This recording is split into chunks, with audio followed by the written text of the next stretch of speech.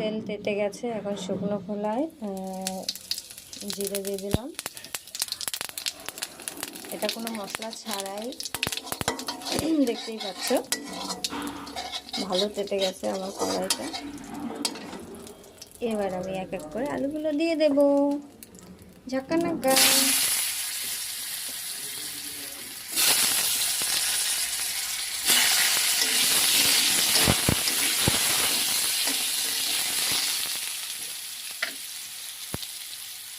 এবার দেবো লবণ,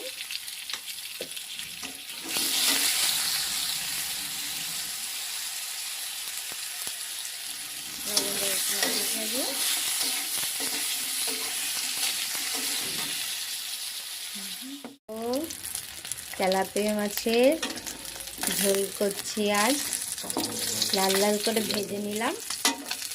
এবার এই যে ইনগ্রিডিয়েন্টসগুলো দেখো, আলু আর সজনে ডাঁটা দিয়ে ঝাল করবো, ঝোল করবো পাতলা পাতলা, সেটা তোমার সাথে শেয়ার করবো।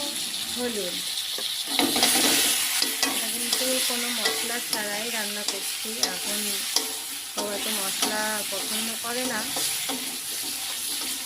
যাই হোক তোমরা দেখতে থাকো।